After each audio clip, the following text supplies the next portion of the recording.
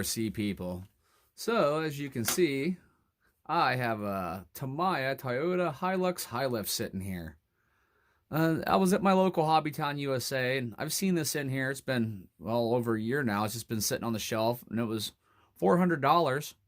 It wasn't that horrible. That's pretty fair price for something like this. But most people like myself, I prefer to build my kits mostly. I was in there the other day, and he said it had been sitting on the shelf for too long, and he needed to make it go. And then he offered it to me for $200, and I really could not say no for $200. And it does have some issues, but for $200, I still think it was a steal. One of the things is the tires are way too large, which that can be fixed. And he had the Spectrum radio in there, and with that, I'm not able to access the 3 speeds for the transmission or anything. Servo's on the pretty weak side, and it's missing some of the stuff like the trims, and I'm not real crazy about the color, but that can all be changed. I'm thinking maybe a gunmetal gray with some pinup girls or something on it. It's kind of where my mind's going at right now with it. But it does come on. If I open it up, and the on and off switch doesn't work, it just comes on, so I better make sure I turn on my controller first. So it does work, and this is the speed it's currently at. But our steering, you see it driver's side, it just kind of whines. Passenger side, it will turn, but not back very well. It's got a tactic servo in there. They're known for being pretty weak. I just happen to be getting a couple of 20 kilogram metal geared servos in the mail today, so I'm going to throw one of those in there. I'm going to get my... Well, which one is it? The radio link I think I'm going to use on this one, the RG6, because that should give me enough channels to be able to use everything on it. And I'm going to switch out the wheels and tires, and I'm just going to see if I can get it up and running first. Well, let's see where we get with that. So I've got the body off, and I've located some of our problems. And you see because they only had that 2-channel radio on, or 3-channel, whatever it may be, radio on there, the stock Spectrum. That they didn't even bother plugging that in because, well, there's no way to change it. So we have also this speed controller here. It doesn't have a crawling brake or anything, so I'll probably be switching that out also. Not too sure about this silver cam motor, but I do have plenty of axial motors laying around, so I'll probably throw one of those in. And I believe some of our steering problem is, look at the amount of slop in that. So we've got a lot of loose parts in here. I think the first thing to do is I'm going to go in and tighten all this back down. And you can see these tires are hitting on these sidebars. I think I have a little bit smaller tires I'm going to throw on there. But I'm probably also going to get rid of these. I'm not a big fan of sliders or sides bars, step bars, whatever you want to call them. They seem to get in my way more than they help. So I'm probably just going to remove these altogether. And so I'm going to get that tightened up and throw these different tires on and see if we can at least get it turning properly.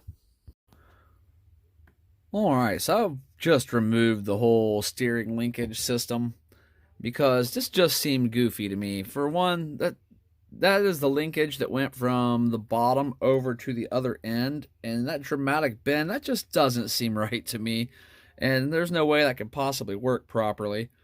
So I'm going to see if I can find a new link. I'm going to measure the ends from here to here and see if I can find something close to that and a solid steel link. And if I need to bend it a little bit to fit on the other side of that leaf spring, that can be done. And then they had this little plastic washer on this side, and it was very sloppy. That can't be what's supposed to be in there. They've got a brass bushing on the other side. So I've never owned one of these before, so it's a whole tear it apart and explore as I go situation. So let me see if I can find a bearing or a brass bushing to go in there that'll fit better than that, and a different linkage, and I might be able to solve our problems.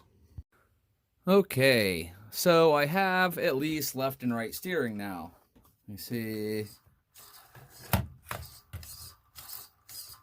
What I ended up doing was this plastic deal here was not proper. I found a brass bushing that fit really snug in there like it should. And then they had just these little, here's one. These little machine screws. Well, they're not machine screws, they're more like sheet metal screws. They're coarse thread, shoved down in the fine thread. So I switched those out and got them straightened out. Got some nice long button head metric M2s down in there. And then they had this wackadoo linkage, and I just can't imagine that. I mean, I've never owned one of these before, so I don't know, but I just can't imagine that actually was what was recommended for being on there. To me, it looks like somebody lost the right linkage and bent this. But so what I did is I had plenty of these solid steel linkages left over from a project I did where I switched out all the links for brass links. You see, I have one of those going through here now. I also had to add a couple of little washers over on this side, right here and right here, to bring this height up to where it still just barely rubs on a leaf spring, but I don't think it's going to be a problem. And the more you put it under load, the less it rubs, so I don't think we're going to have too much of an issue there. Of course, I would like to have more steering, but I think that's just a common Tamiya truck complaint in general. I think almost every truck they've made, CC01, CC02, CR01, this Hilux, I think all of them have just been undermined on the steering. I really wish they would have added more steering, but I think I can manage to get some more out of this. And I've got to do some looking around, but I'd really like to set this up a different way for the steering. I don't care for this style of steering. I'd rather have, I'm a big fan of servo and axle. So maybe I could figure that out.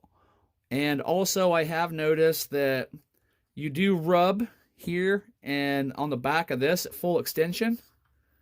So if I can get more travel out of this servo to where I could actually start getting over here, I could do a little bit of Dremel tool work here and get a lot more steering. But that's for a different day.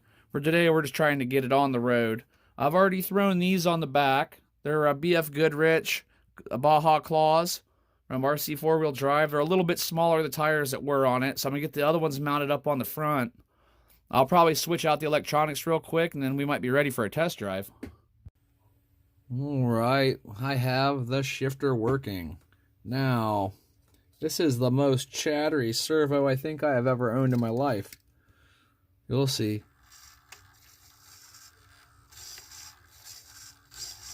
Just sits there and whines pretty much any position you have it in. So you can get it perfect for a second.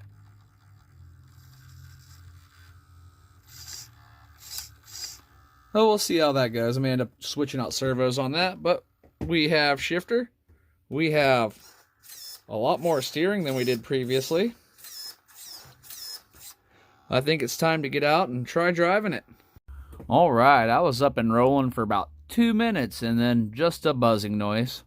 I figured it had something to do with that 3-speed transmission because I've not had the best luck with shifting transmissions. Not a big fan of them. I like just 1 speed, and I can do the rest with gearing and motor speed.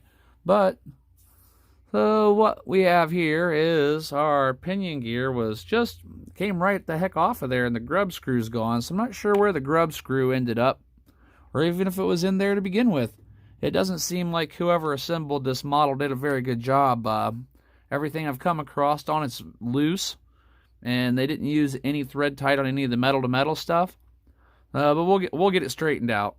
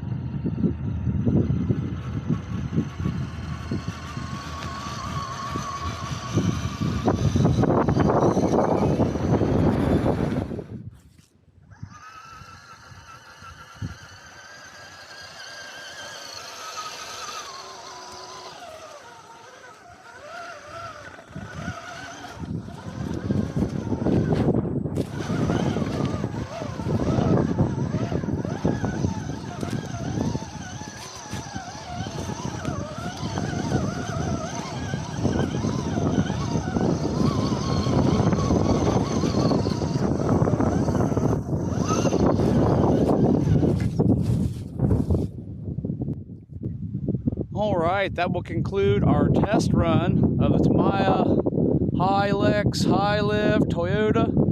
And it is cold today, 27 degrees when I checked before I came out here. I'm gonna save the rest of it for the full run video, but we got it up and going, so thanks for hanging out and thanks for checking this out, and I hope to see you on the full run video coming soon.